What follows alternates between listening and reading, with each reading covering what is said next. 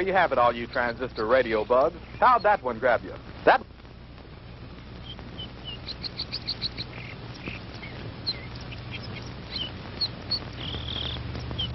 Howie, for heaven's sake, it's almost dark. If you don't hurry up, we're going to be late for the game.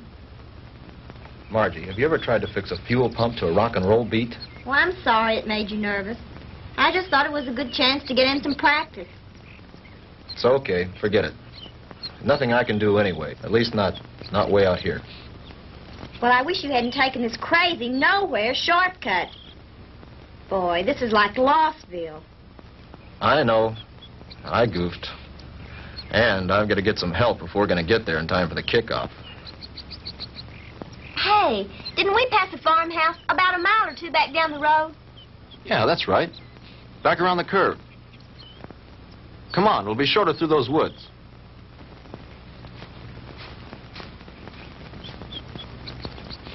Oh, Howie, look. I don't think we ought to go on that property. Look, you want to get to the game, don't you? Of course I do. Come on.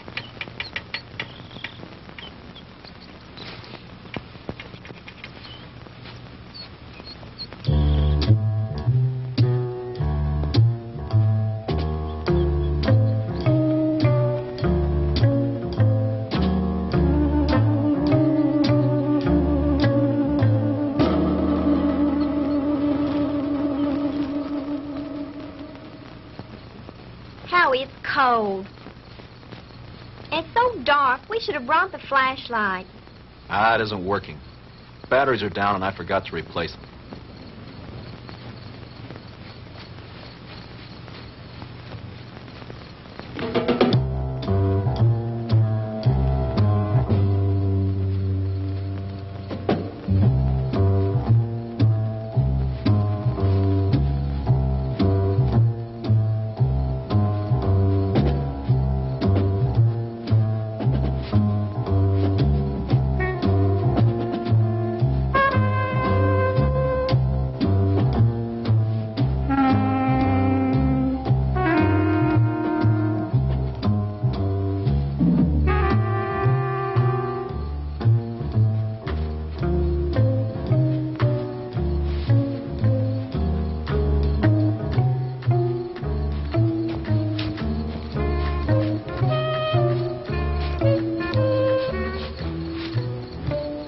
Like we've been walking for hours.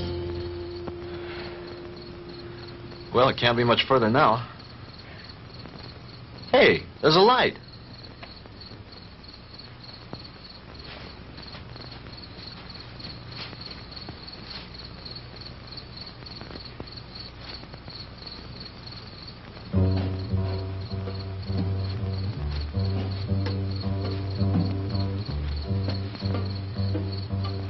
Huh. That's strange. Campfire way out here in the middle of the woods and nobody around. Kind of creepy, isn't it? Yeah. Hold it right there, both of them. Hey, Dad, what are you made up for? I mean, what's the bit? Hey, now, don't point that thing at us. It could go off. Come on now, who are you guys? What kind of a joke is this? I mean, out here in the middle of... Joke, boy? You think this is a joke? Howie, I'm frightened. Look at him. It's got to be some kind of a gag. This can't be for real. Howie, what's it all about? I don't know. Honey, do as I tell you. You edge around behind me. Tell me between them and you. Then run like the devil. Howie, not alone? Do as I say. What are you two young'uns doing out here? Quick, don't let them get away! Run, Margie! Head for the car! Stop, boy! I'll shoot!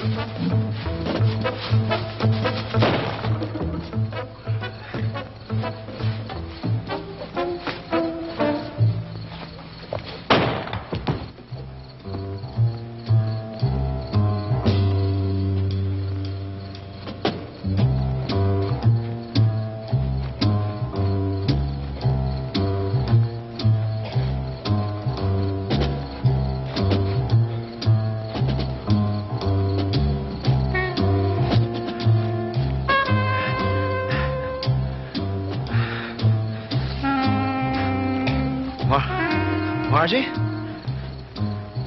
Margie?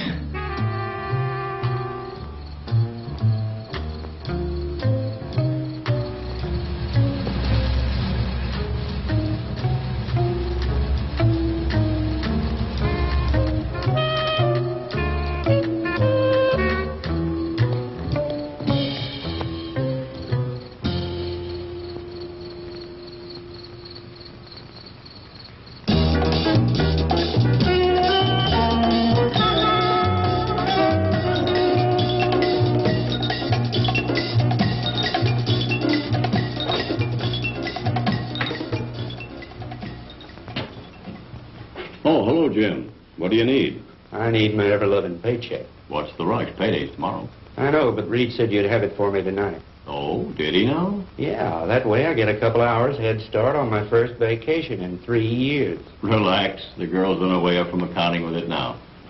Where you going on this vacation? Someplace that can't be reached by telephone, telegraph, teletype, or carrier pigeon. You don't think we'd interrupt your vacation now, do you? Why not? You guys did it for the last 2 years. Jim, nice story you turned in. Well written. Had a lot of fun. When he talks like that, he wants something. As a matter of fact, there's one little favor I'd like to ask you to do before you leave. Uh-oh. Here it comes. As a matter of fact, here it is. The accounting department is certainly coming up with much more interesting figures lately. See you guys. Oh, come on, Jim. Well, this will just take a few minutes. Not much out of your way. All you have to do is get a few details and phone them in from there. From where? Carver Street Hospital. Murphy called in from police headquarters, and some college kid was brought in with a gunshot wound. Here's his name. Why doesn't Murphy cover it? He's on police tonight. He's busy on the cat burglar story. Who shot the kid? That's what I want you to find out. May not be anything in it, but you never can tell. Okay, I'll do it. But afterwards, I'm leaving for my vacation. Definitely, irrevocably, and finally. Do you read me, Great White Fathers? Only too clear. Have a good time. I intend to.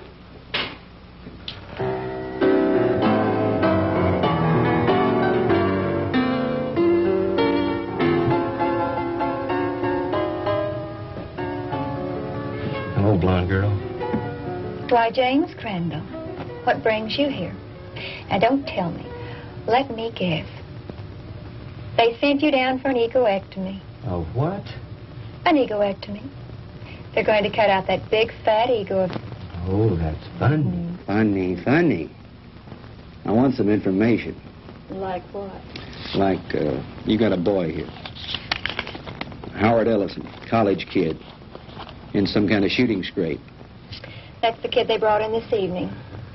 But I don't think he's having visitors. Well, could I speak to his M.D.? Mm-hmm. That would be Dr. Wilson Blake. Ah, yes. Blake of the Rusty Scalpel. Oh, you know him? I should. He broke into me once and stole an appendix. Oh, funny. That's funny. He's in his office. I know where he is. Dig you later, English.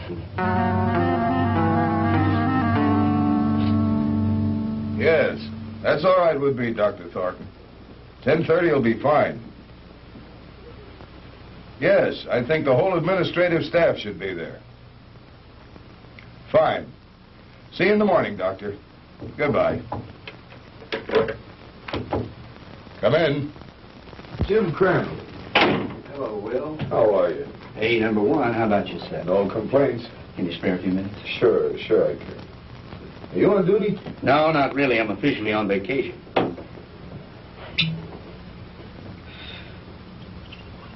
Soda? Just straight, thanks. I bet you're here for a story on that Ellison boy. Good bet. Sit yourself down. So were some friends of yours. They left about an hour ago. Uh-oh, the local gendarmes, no doubt. Right. Lieutenant Partain and a couple of his men. They talked to the boy for about an hour and then finally... Wait a minute. Talk to him? You mean the Ellison kid's able to talk? Sure, he wasn't hurt too badly. The bullet didn't enter any of his vital organs. But the nurse said he couldn't have any visitors. Well, he can't. At least not now. He was too tired after that session with Partain. I want him to get some rest. Well, when can I see him? In the morning. In the morning? But, Talk, I got to phone something into the editor. I can't fool around on this thing. I leave on my vacation tomorrow. Well, I envy you. We're so short-staffed here at the hospital, there's no telling when I'll be able to take a vacation. What did the kid say when he talked? He told a real weird story. The police have a transcript of it. I'd rather hear it from you if you don't mind. I don't think I should repeat it. I imagine the lieutenant would rather tell you himself. Ah, come off it, Doc. You know Partaine's not going to give me anything till he's good and ready. All right. All I can do is repeat what the boy said. But I'll warn you, you won't believe it. Suppose you try me. Well, this Ellison kid is a student at the university, a cheerleader, an honor student, an all-around popular kid. Early this afternoon, he and this co-ed... Co-ed? You mean there was a girl with him? Yes, one of the majorettes from the band, a girl named Margaret DeMar. DeMar? Couldn't be related to Sandy DeMar, the nightclub thrush. As a matter of fact, yes, her sister. Well, that adds a dash of color. What about the girl? I'm getting to that. Now, do you want to hear this story or not? Okay, go ahead. Well, early this afternoon, they left the university on their way downstate to that night game against Southern Tech. They had permission to drive down instead of going on the bus with the other students. They were running short of time, so they took a shortcut on one of those farm roads. Ellison's car started acting up and finally quit on them. They had to have help, so they started walking, trying to make it to a farmhouse. I said, hold it right there. Hey, Dad, what are you made up for? What are you two young'uns doing out here? Quick, don't let him get away! Run, Marjorie! Head for the car! Stop, boy! I'll shoot! He started running, and that's when he got shot. He got up and he kept on running. He made it back to the car. He looked around for the girl, and she wasn't there. After that, he blacked out. A passing motorist picked him up and brought him in, and that's the story the way he told it. You sure weren't kidding when you called it weird. I've heard some screwy ones in my time, but this one takes the prize. Yeah, that was exactly my reaction, at first. What do you mean, at first? Well, sometimes I'm forced to alter my opinion by certain evidence. I don't know if you're aware of it, Jim, but my hobby is American military history. I collect historical military objects like some men collect stamps. Like this item that was brought in by a patient a couple of months ago. You know what that is? Well, it looks like some kind of rifle slug. Mm-hmm. I have a cigar box full of those at home. My brother and I used to find those in the woods and dig them out of trees when we were kids, back in Georgia 30 years ago. It was one just like the one you're holding now that I took out of young Ellison's body and gave to the police this evening. And if you ask me, they're going to have to dig a long way back in their ballistics file to find anything that matches that. Yeah? Yeah. You see, that's a mini-ball. The kind of a bullet they used during the Civil War.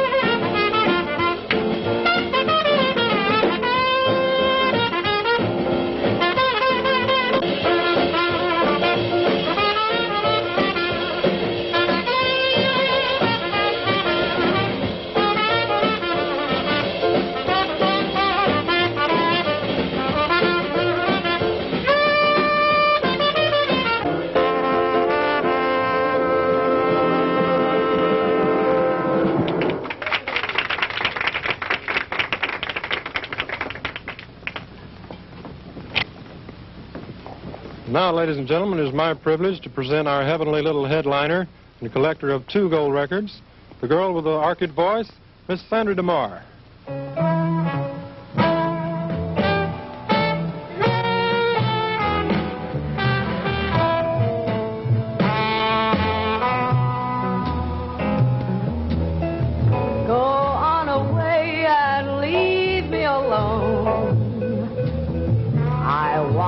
By myself when I cry, and there's gonna be some crying, 'cause I just told my baby goodbye. Get out of here and leave me alone. I don't care whether I live or I die, 'cause my life's already over. It ended when you told me goodbye.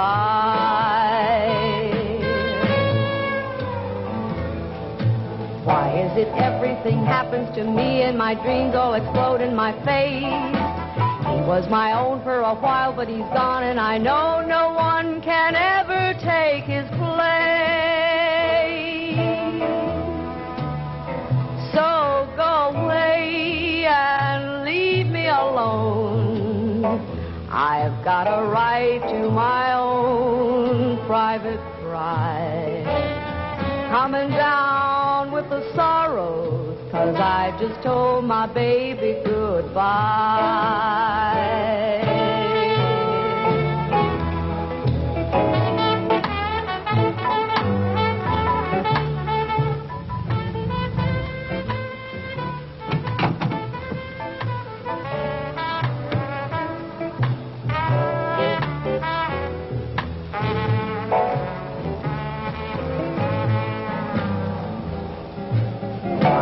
Everything happens to me and my dreams all explode in my face. He was my own for a while, but he's gone, and I know no one. Evening, Ramon. No one Is this can official? ever take Oh, there's nothing to worry about. We'd like to talk to Miss DeMar when she's through singing. Will you give her something while you're waiting? Thank you, no, we're on duty. Leave me alone. I've got a right to my own private cry. I'm coming down with the sorrows, 'cause I just told my baby goodbye.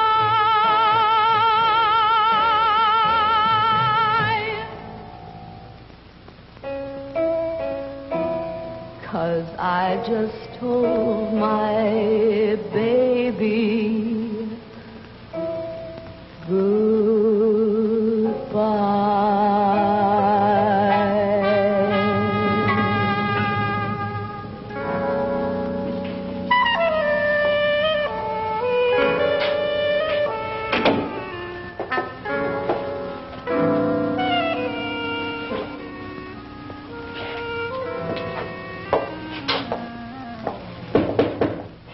Yes. Sandy, are you decent? Yes.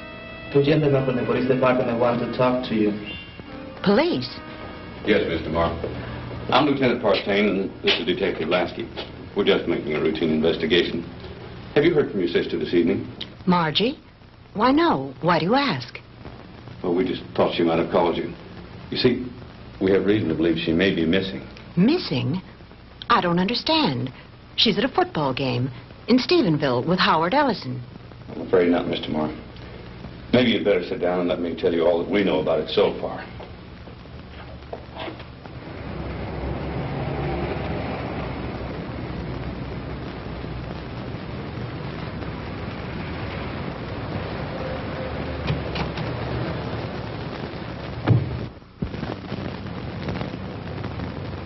Well, Lieutenant Partain, is it a raid or a payoff? Lasky, we got the Walter Winchell of the Boondocks again. You been talking to the DeMar girl? So you know about it already? Yeah, but not enough. Can you fill me in? At this point, you probably know just about as much about it as we do. Why don't you stop by the office in the morning when we have more time to work on it? Oh, come on, Fred. Can't you give me something tonight? I start my vacation tomorrow. Good fishing.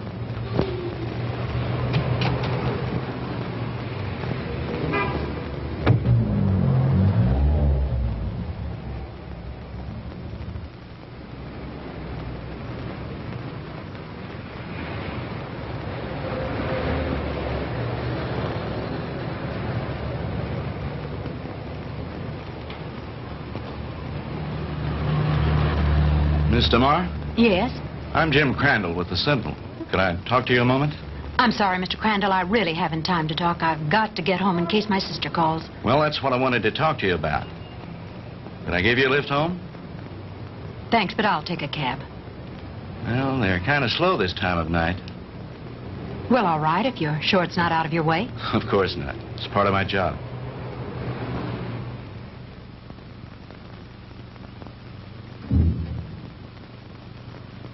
What's the matter? Mr. Crandall, I'm too upset to go home. You know my sister's missing. Yes, Do you know where it happened? just about. Would you drive me there? It's nearly 1 o'clock in the morning. Besides, what if she calls you? If she were going to call me, I'm sure she would have done so by now. It's nearly a 45-minute drive up there. Howie was picked up on a farm road just this side of Stephenville. It's too much trouble. You can drop me at my apartment, and I'll take my car. You're pretty determined to go, aren't If you? my sister's in trouble, I've got to be near her. Hop in. I need to go up there myself.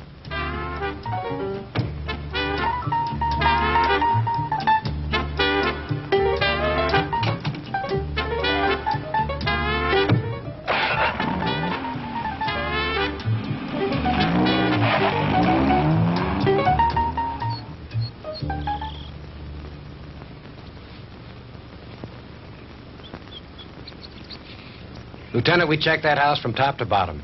Nothing there. Okay, Lasky. As soon as the boys are through, have them go in and get some rest. We've done everything we can do here.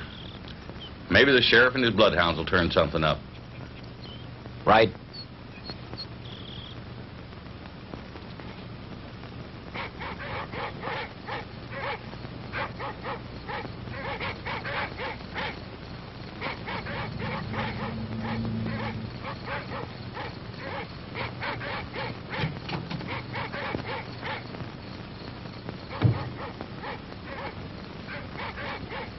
Lieutenant Partain around. He's up in the woods someplace. Evening, ma'am. Has there been any news of my sister? You're Sandra DeMar? Here comes Partain now.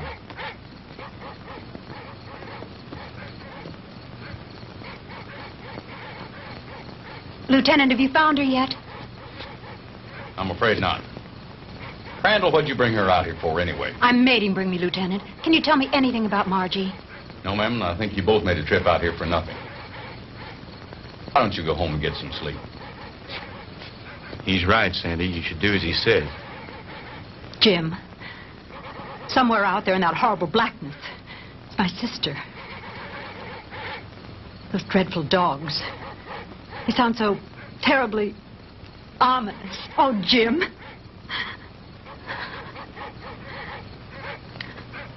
Come on. We'd better get back.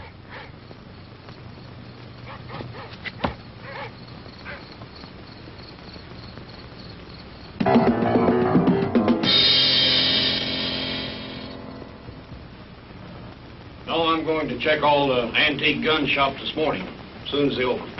How about the kid's parents? You come contact them? Lieutenant, Ellisons live in Denver. I tried all night to call them, but they weren't home. How about a cup of coffee, Jim? Yeah, black. What about the kids at the university? Ellison's fraternity brothers. I talked to everyone in the dorm. They like him. What do his professors say about him? Bright, popular boy, good scholastic records, level-headed, down to earth. Not the kind to make up wild stories. Well, that cracks another one of our little theories wide open. You just getting here? Some of the other fellows came in a couple of hours ago. Yeah, I was out with the sheriff and his bunch. And have we got a Lulu? Yeah, what is it? The girl's sweater. We found it out in the woods not far from a smoldering campfire. Go on. Well, we gave the scent to the dogs, and they took off like Moody's goose. Well, we followed them for about a mile or two, till they got through the woods and into a small open space. Well, the dogs got about halfway through the open space, and then they stopped. Well, you've never seen so much confusion of tangled dogs in your life. They didn't know which way to go. The scent had stopped right in the middle of nowhere. It was as if the girl had just been snatched off the face of the earth into thin air. Wait a minute.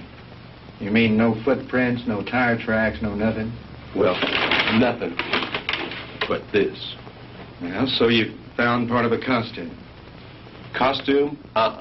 This is the real article. I checked it out. What do you mean, checked it out? Look at the label on the inside. McCord Brothers. McCord? Outfitted to the military. Charleston, South Carolina. I checked with the Charleston department, and they gave me some very interesting facts from one of their newspapers. It seems that McCord Brothers, the company that made that hat, burned to the ground in 1869 and was never rebuilt. It's been non-existent for over 100 years. This case is getting screwier by the minute. Don't it, though? I'll ask you to run this down to the lab and then go home and get some sleep. How about me, Lieutenant? Sure, go on home. You've earned a rest.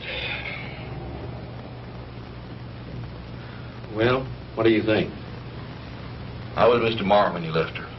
Shook up, naturally. She's spending the night with a girlfriend.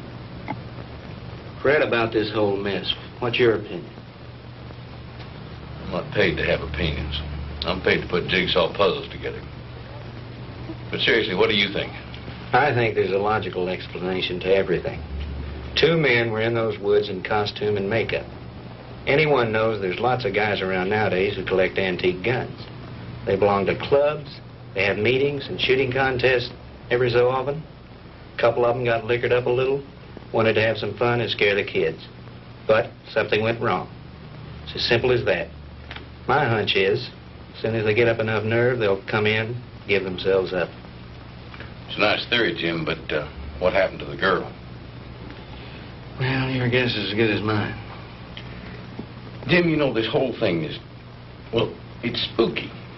Reminds me of something that happened in Germany in 1945 towards the end of the war. Yeah? What was that? Our outfit liberated a small concentration camp near the Alsatian border. When we took it, we expected to find the usual half-starved, ragged inmates. And you can imagine our surprise when we were greeted by about 50 young people, all a picture of perfect health. That sounds a little hard to believe after all I've read of Dachau and Auschwitz. Well, that's what made it hard to figure. Here were these kids, none over 21 and some as young as 5, living in apparent luxury. Good food, complete recreational facilities, no forced labor. Remind me of a bunch of calves being fattened up for the kill. You mean there were no old people in the camp? There were a few, but not alive. We found their bodies in the rooms next to the ovens. Apparently, we'd taken the camp so fast they hadn't had time to dispose of the bodies. But before they left the night before, they blew up the largest building in the camp. It was some sort of a laboratory. And inside, amidst the rubble and blown into a million pieces, was the screwiest piece of machinery I've ever seen. Some sort of a crazy electronic apparatus. And half buried underneath it amidst the rubble, still strapped to a table, was an old man. Just barely alive. Our medics tried to save him, but they couldn't. Now, here's the weird thing. This is the part we could never understand. In trying to identify him, we checked the camp records with the prison number tattooed on his arm.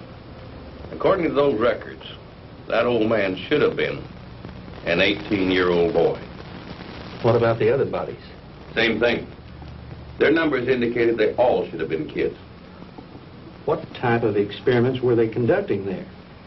We never found out. Even the young inmates weren't aware of why they were there. They never found the commandant of that camp to bring him to trial with the rest of the Nazi brass. His name was Ernst von Hauser. Did you ever hear of him? He was a German physicist, a contemporary of Einstein's. I don't follow you. You mean you think there might be some connection between all that and what happened here last night? I'm not saying that, no. But just suppose, for the sake of argument, the Ellison kid did see two men out of the past of 100 years ago. That would mean somebody around here is tampering with time. Somebody was also tampering with time in that concentration camp. Now, wait a minute. Let me get this straight. You think that the machine found in that concentration camp was some kind of time machine, and that there may be another one like it around here. Is that what you're saying? I'm not saying anything. I'm just supposing. After all, they never found von Hauser. Lieutenant? Yeah, Walt. Captain wants to see you in his office. Wants you to bring the file on the Maddox case. Be right there. How am I ever going to turn in a story like that? That's your problem.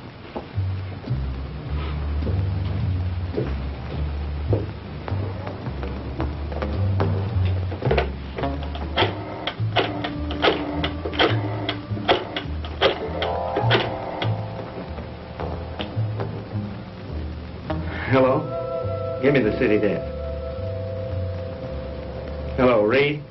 Crandall again. Would you tell Shaw I'd like to postpone my vacation and stick with the Ellison story? Yeah, that's right. You know that Pulitzer Prize you're always kidding me about? Well, if this thing turns out to be what it looks like, I just might win it.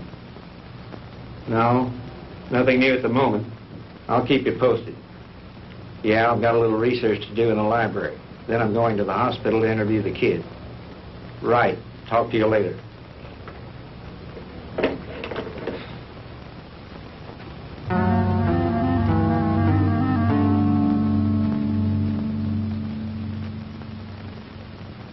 All right, Howie, you can go on with your story. That's about it, Mr. Crandall. I remember reaching the highway, and Margie wasn't there. And then I blacked out, and the next thing I knew, I was here at the hospital. And you really don't think, Howie, that those guys were just a couple of kooks in Civil War costumes? Mr. Crandall, I don't know how to explain it, but I got the distinct feeling that these guys were for real. I mean, like something straight out of Gone with the Wind. Howie, what's your idea of what happened to Margie? Do you think these two guys grabbed her? I don't know, Mr. Crandall. I don't know. That's what's bugging me out of my skull. Nurse, is Mr. Ellison awake? Yes, he is. He has another visitor, but you can go on in. Thank you.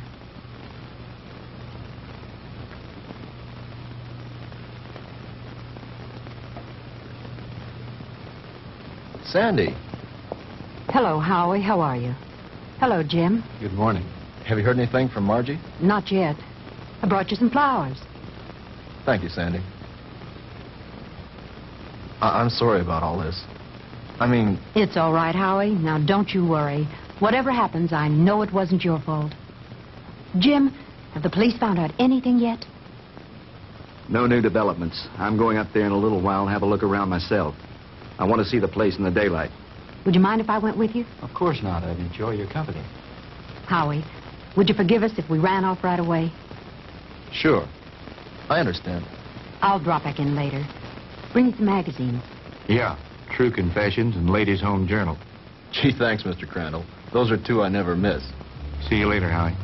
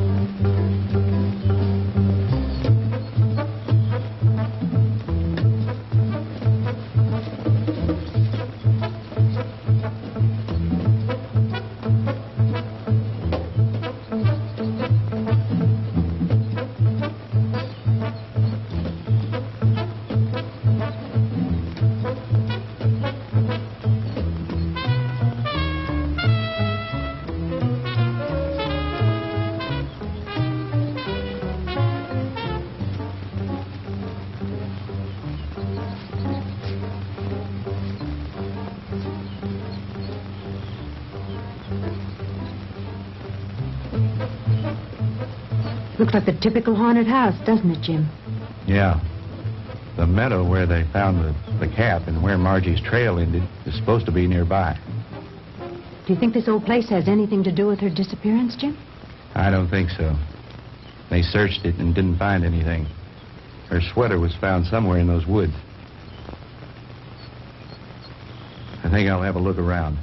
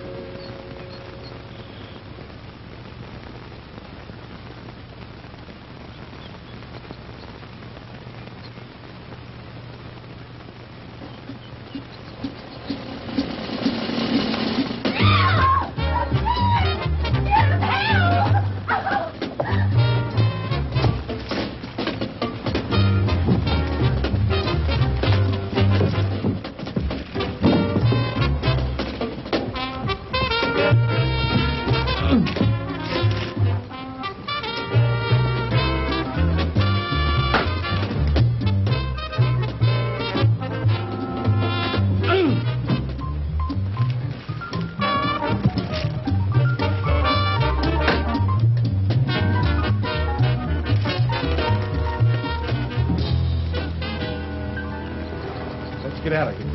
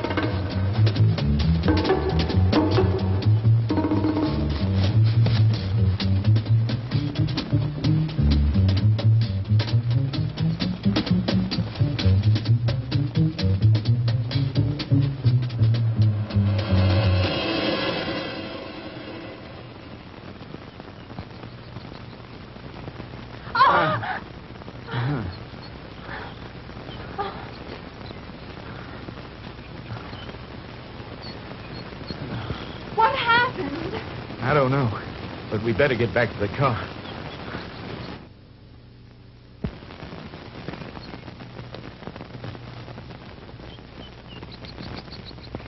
Jim!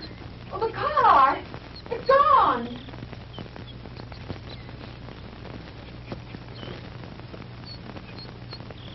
Jim, someone must have stolen it. I would have heard the motor start up. Besides, I have the key in my pocket. Well, this must be the wrong place. This isn't where we left it. This is where we left it, all right. But it looks different here. There are more trees than there were before. And that fence, that wasn't here when we came down the road. And the barbed wire fence is gone. Jim, we're lost. I don't think so. At least, not the way you mean. Jim, I'm frightened. It's all right. Let me think a minute. This road was paved, and now it's dirt. And there isn't a telephone pole in sight. I know. Jim, what is it? What's happening? I don't understand it. Where's the car? Where are we now? Jim, I know you know what's happening to us, and you won't tell me. And why not? What's going on? Fantastic. Incredible. I never really believed it. Tell me what's happening. Sandy. What's going on? What dreadful thing Sandy. is happening? Tell me. It'll be all right. Everything's going to work out. But we have to keep our heads. I believe our best bet is to follow this road and see where it leads. Come on.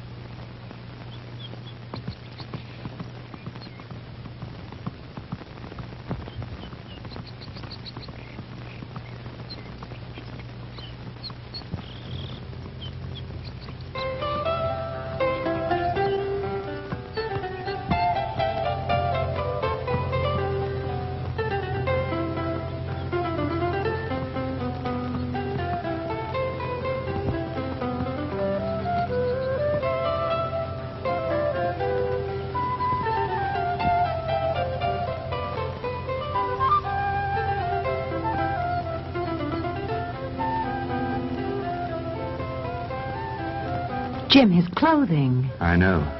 Ours are just as strange to him, especially your short skirt. Friend, what year is this?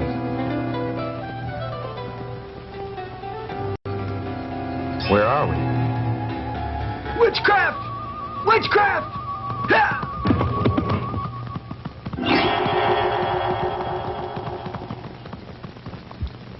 Jim. Honey, I don't know how to explain it, but somehow we've been set back in time. But Jim, that's impossible. Impossible. I know it's supposed to be impossible, but it seems to have happened. Well, let's not try to figure it out now. We've got to get somewhere to find some help. Some way.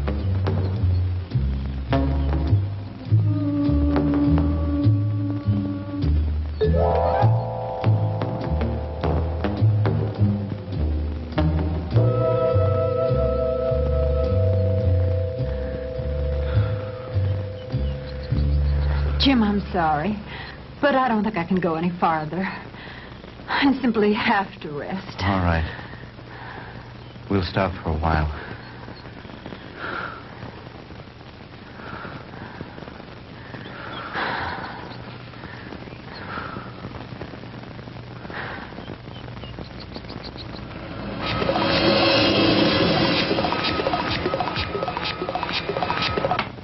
Welcome, my friends, to my little workshop. Do not be alarmed or cause unnecessary commotion. You are in no danger. At least, not for the moment. Won't you please step out?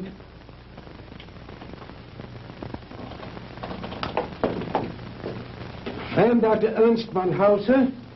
These are two of my assistants, Manfred and Wolf.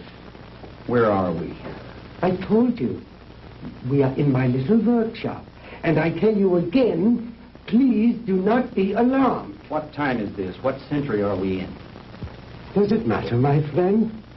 There really is no such thing as time, except as a relative measuring device in your own mind. We're not interested in double talk. What happened to Margaret DeMar? What have you done with it? Please, Mr. Crandall, you will please remain calm. What have you done with my sister? Your sister is entirely safe, Mr. Marr, and I assure you I did not bring her here intentionally. She certainly didn't come here of her own free will. I didn't say that. I brought her here to keep her from harm. Then where is she? Let me see her. But of course. To the armor! Come and see here. Schnell! To the armor. Bringen Sie Fräulein DeMar zu ihrer Schwester. Well,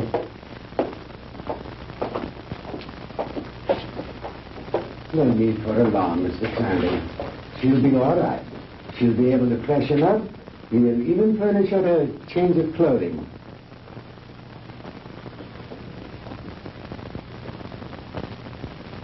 I notice you were intrigued by my servant girl, Didiana. And there you might be.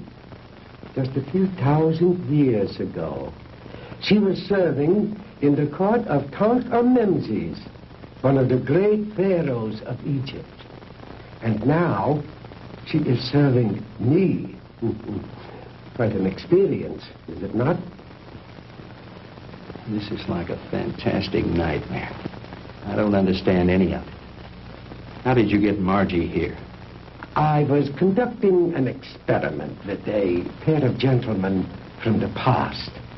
When the girl and her boyfriend wandered into the machine's field of materialization and encountered them. They shot the boy.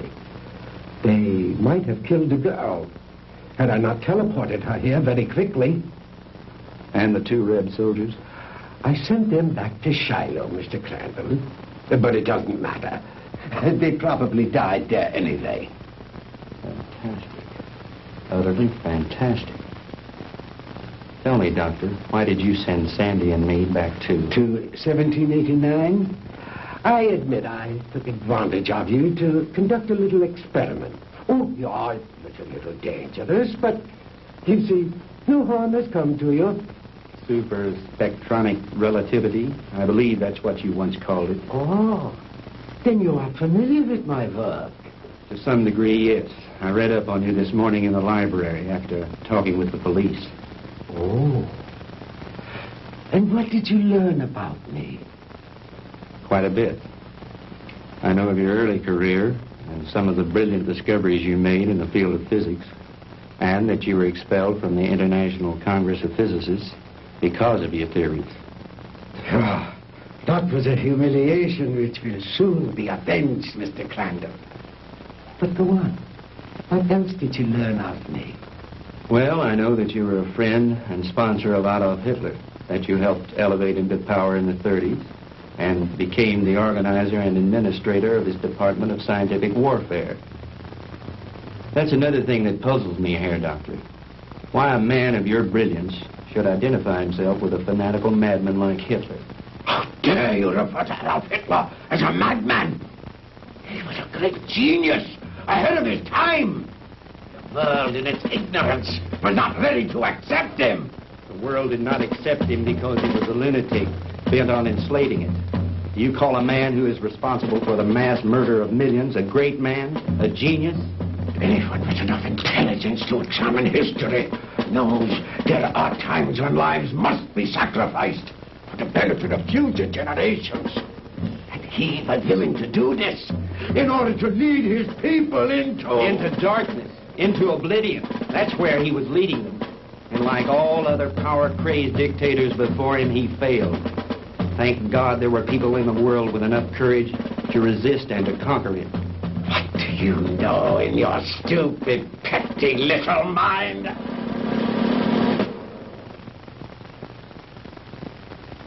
You will forgive me, Mr. Crandall, for my outburst of temper. You are, of course, entitled to your own opinion, for whatever small purpose it may serve you. Let me enlighten you, Mr. Crandall, on a few things of which you and the rest of the world are unaware. Blame for the loss of the war cannot be laid to Hitler or his doctrines. It was I who failed him. Me and the General Staff. He called for weapons, super weapons, to turn the tide of war in those last few days. Because of my inability to deliver those machines soon enough, we were defeated. It might interest you to know that during those last few months of the war, we had almost perfected weapons so far in advance of anything that had gone before them as to make modern warfare in all its forms completely obsolete. Oh, if we had only had time for further experiments. I know of some of your experiments, like the ones carried out in a certain concentration camp. Oh, then you know about the aging machine. Yeah, we had almost perfected that one when the war ended. Oh, but that machine was one of the more primitive devices. like the jets and the rockets that we used so briefly. We were in the final stages, Mr. Crandall, of perfecting weapons that were truly astounding and against which you would have had no defense. A cannon that killed with sound waves, yet was completely silent. A giant generator gun that could electrocute whole armies in the field. Oh, and more, many more. We'd have only had a few more months to perfect those weapons. We could have plucked victory from the jaws of defeat. The Third Reich would have endured. Not for 1,000 years, as the Fuhrer dreamed, but forever. But the fact is that you failed, Herr Doctor. Failed and lost. But you are forgetting one thing, Mr. Crandall. That was 20 years ago. Since then, I have perfected and even improved on my original weapons. And we have conquered time. Dr. Einstein's so-called fourth dimension. Hitler will return, Mr. Crandall, and soon. Your victory was but a temporary one.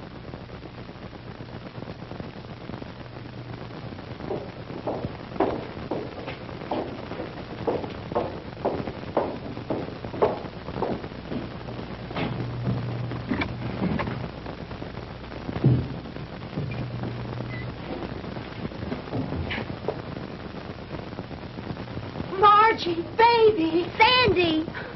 Honey, are you all right? Did they hurt you? Oh, Sandy, I didn't think I'd ever see you again. Oh, I'm all right.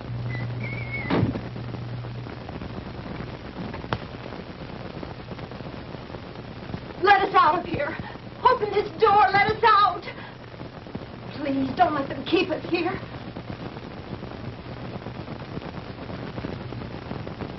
I have my own underground atomic power supply. Here are the master controls, and here are the selectors. With this dial, I can control the century I wish to deal with. These other dials, of course, are for the selection of the year, the month, the day, even the hours and minutes, and even seconds. These are the acceleration switches with which I can control the velocity or speed of the passage of certain relative segments of time, just as you would increase or decrease the speed of an automobile. Is that too difficult for you to grasp, Mr. Crandall? Frankly, I'm beginning to doubt my sanity. Well, you needn't. After all, there are very few people in the world who can understand even Dr. Einstein's theory of relativity. And my theories go far beyond his. But you are an intelligent man, Mr. Crandall. Perhaps I can explain it a bit more simply.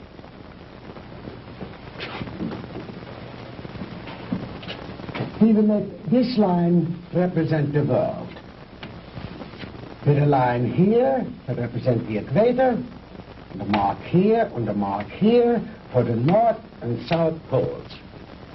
If an aircraft starts here, this side of the equator, and starts going up and up and up, it is going north, toward the North Pole. But the instant it passes over the pole, it is no longer going north. It is going south. And yet, it has not turned or changed its direction in any way. Now, that is the simplest way I know of to make you understand how my theory of superspectronic relativity was first developed. It has long been established that time and space do not exist except in relation to each other. Therefore, they are inseparable, indivisible, a space-time continuum. The faster we travel in space, the faster we travel in time. Now, let me use this short vertical line to represent an instant of time, and this horizontal arrow to represent velocity or speed. Now then, scientists have long held that light is the top limiting velocity in the universe.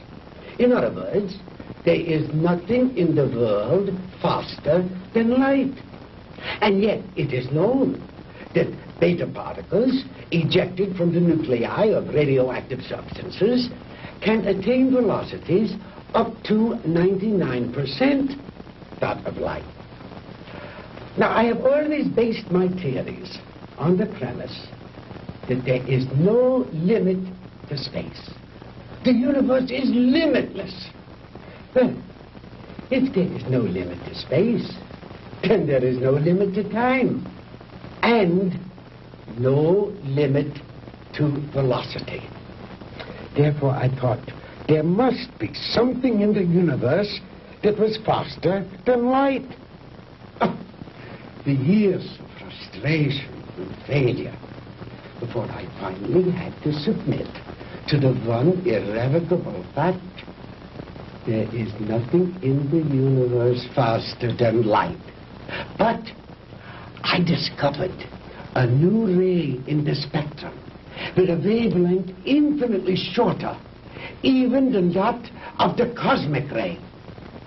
This ray I called the minus ray. I'm afraid you lost me, Doctor. Well, in other words, while I discovered that the velocity of light is indeed the top velocity in the universe, that velocity need not remain constant. I discovered that through minus rays, velocity could actually be accelerated. Let me illustrate in this way. This line represents an instant in time. An instant, that is, in relation to our immediate vicinity in space.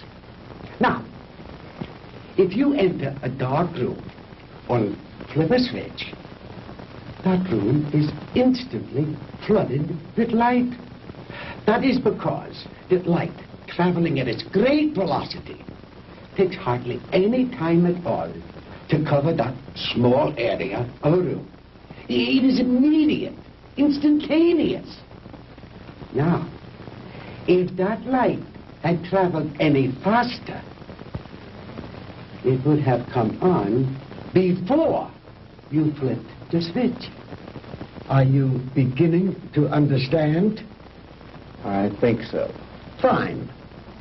Now then, just as I illustrated a moment ago, with the airplane flying up over the world, heading north until it passed over the North Pole, then its direction became south. The same thing is true in a sense of time. If the velocity of ordinary light, represented by this arrow, should be accelerated, then it will pass beyond the instant, represented by this vertical line, and no longer be moving in the direction of the future, but it will be moving in the direction of the past. It will no longer be going forward in time, but backward. The greater the velocity, or I should say, the greater the acceleration, the further back in time it will travel. In other words, if a guy left New York for Los Angeles and traveled fast enough, he'd get there before he started. You joke, Mr. Crandall, but crudely expressed, that is exactly what would happen. Why are you telling me all this? To impress upon you the superior scientific knowledge that we possess, my friend, and to illustrate why we would have won the war if we had only had a few more months. We were the slaves of time then. Time was our master. But I have changed all that. Now we are the masters, and time is our servant. Ah, you Americans are an egotistical, arrogant lot. How proud and superior you felt as you strutted through the ruined streets of our cities. The proud conquerors claiming the spoils of war. It's only temporary, my Yankee friend. Soon Hitler will return. We will rewrite history. And the Third Reich will endure. Not for 1,000 years or 100,000 years, but forever. Immortality. The age-old dream of man is ours. The rest of the world will fall at our feet, and ye shall rule for all eternity. Oh, good. Did you make the young ladies comfortable? Jawohl, Herr Doctor. And Manfred, did you see that Mr. Marr had a change of clothes? Jawohl. Good. The lecture is over, Mr. Crandall, and you look tired. If you will follow Manfred and Wolf, they will show you to your quarters. We weren't planning on staying. We want out of here now. I'm afraid that is impossible, Mr. Crandall. I must insist that you accept my hospitality. Now, wait a minute. Get your hands off me. Let go. Hornhauser, you can't get away with this.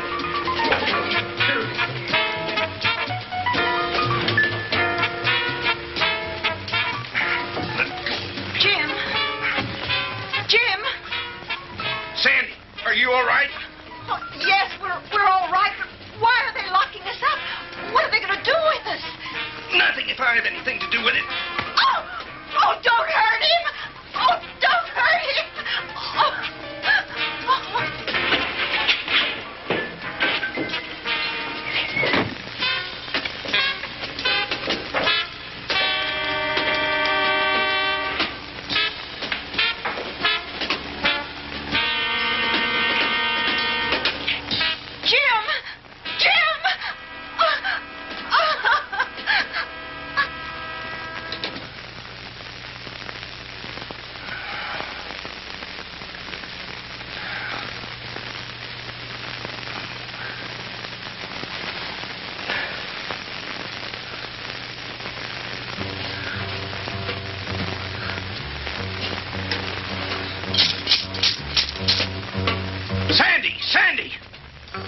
Sandy, answer me. We're here, Jim. We're all right. How about you? Just a minor headache, honey. Is Margie still with you? Yes, she's asleep. Jim, I'm scared. What do you think von Hauser intends to do with us? I don't know. But I do know one thing. I've got to figure a way out of here. Sandy, honey, I'm sorry about everything. I shouldn't have brought you with me this morning. It wasn't your fault. I asked to come along. After all we've been through, you must be beat. Have you had any sleep? No, I was worried about you. Well, try to get some rest while I do some thinking. Okay. As soon as Margie wakes up, I will.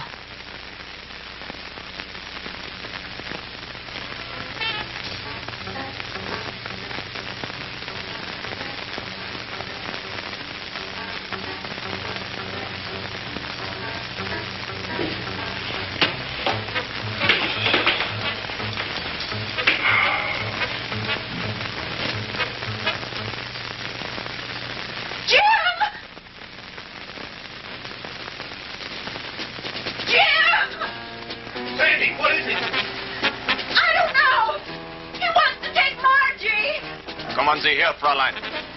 No, Sandy, don't let him take me. Kommen Sie her. No, Sandy. No, leave her alone. Take your hands off her. Don't let him take me, Sandy. Don't let him take me. Turn her loose. Oh! Sandy, who is it? What's going on?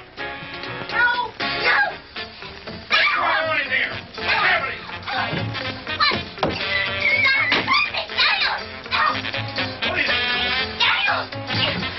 What are you doing? Taking her.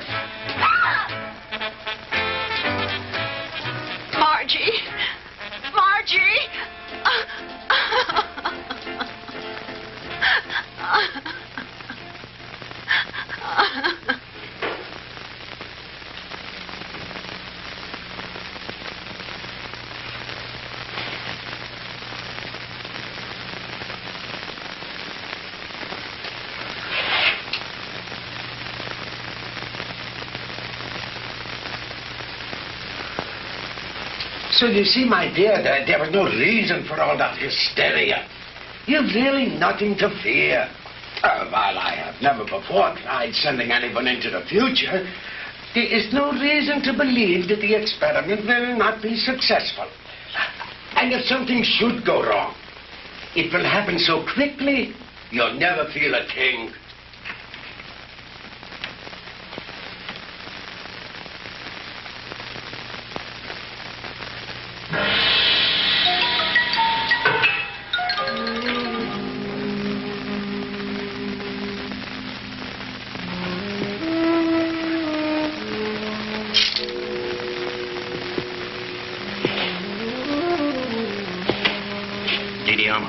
It is time you eat now. You speak English? Many others before you, they teach me talk. You mean there have been other prisoners here? Many. Are there any others here now? They all disappear. You eat now. It is all they give me for you. It's all right. At least it's better than nothing. Didi Alma, you've got to help us. You're our only hope. No. I cannot help you. But you've got to. You're the only one. If you could get hold of the keys. No. They'll kill me. I cannot help you. Please, Didi Alma, listen to me. No. We'll never get out of here if you don't help us. Please, Didi Alma. Please.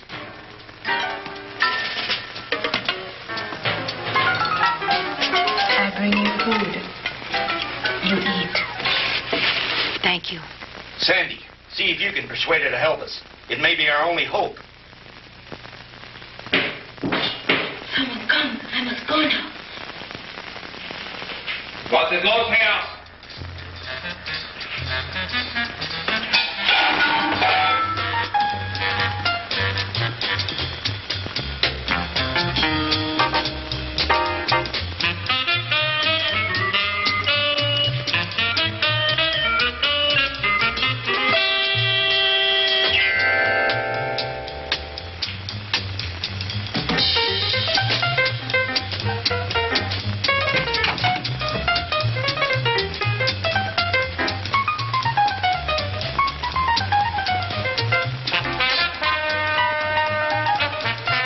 From me. Oh!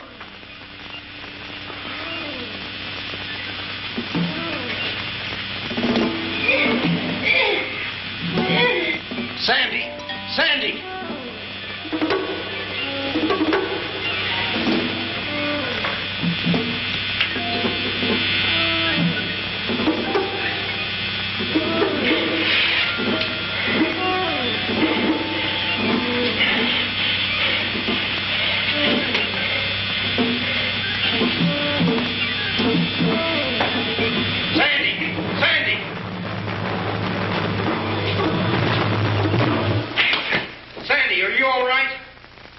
Can you hear me?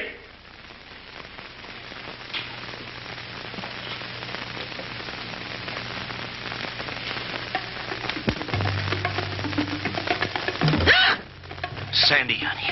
Thank God you're safe. Quick, get his keys.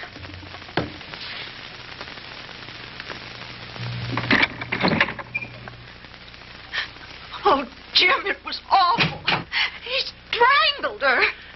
It's all right, honey. Try to get hold of yourself. We've got to get out of here. I'll be fine.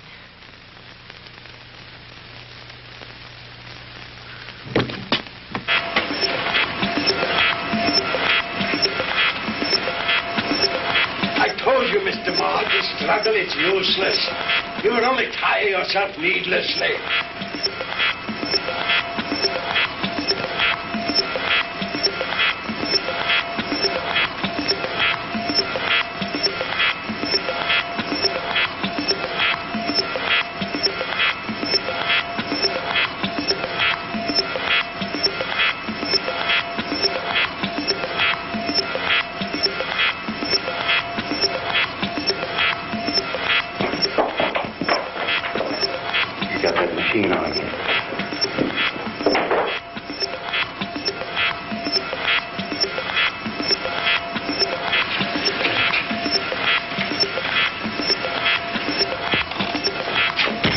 Switch it off, Doctor.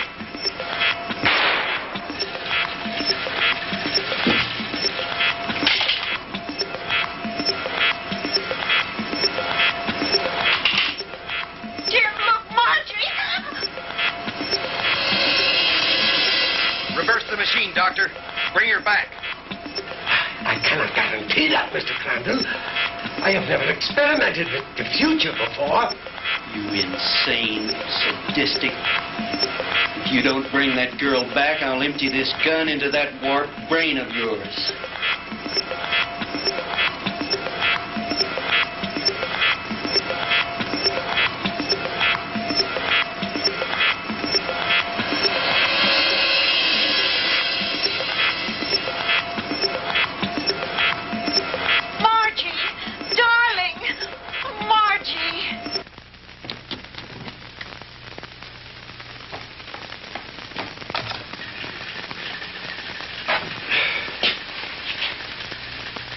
It's too bad, Mr. Crandall, that you are not interested in science.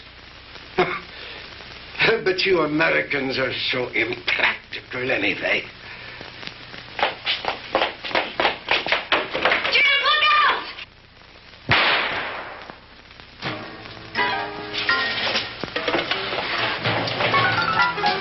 Just don't you try anything, Von Hauser. Don't try anything. That should cut down on your time travel, my good doctor.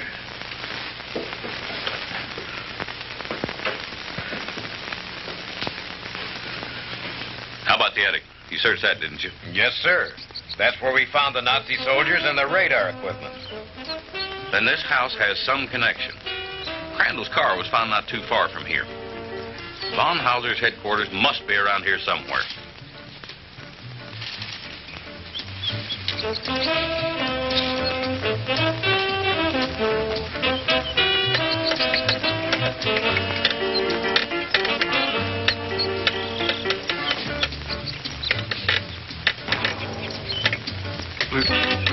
Lieutenant? Yeah?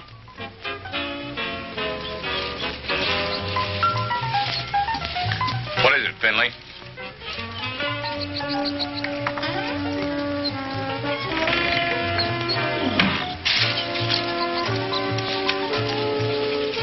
Jim, and the DeMars.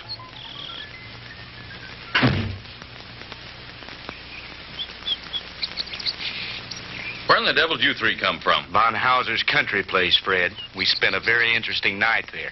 Where is Von Hauser? Down there in his laboratory. Listen. What's that sound? That's the machine. You'd better stop it before he gets away. Lasky, you come with me. Finley, you stay here with them. What machine? The time machine. The what machine?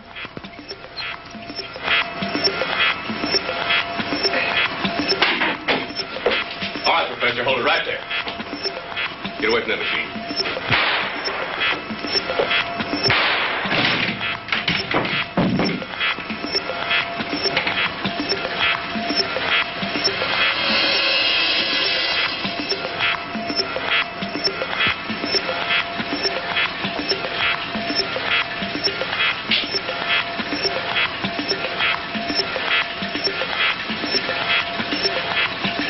If I hadn't seen it with my own eyes, Lieutenant, I wouldn't believe it. I know.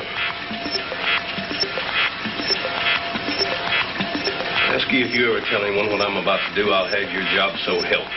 Is that clear? Lieutenant, I ain't seen nothing. Well, I don't know what makes this contraption work, but I think I know a darn good way to shut it off.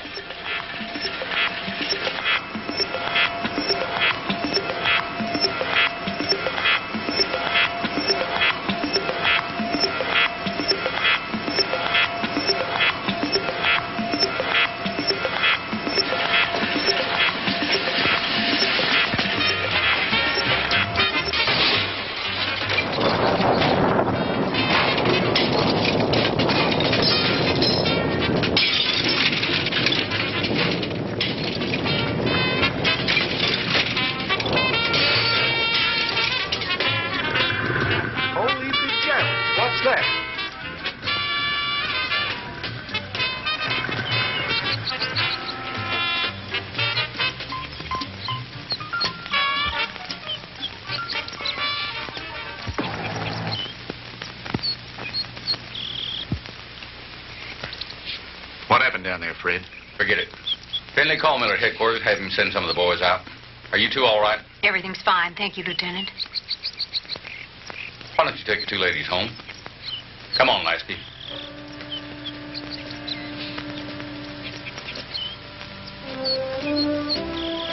The machine?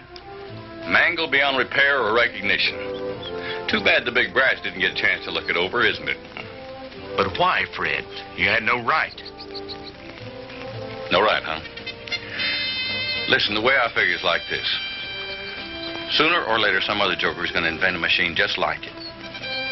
Maybe by then the world will be ready for it. God only knows we aren't now. Hydrogen bombs are enough for people to worry about.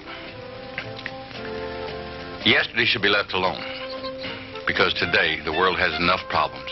Just trying to make sure we'll have it tomorrow.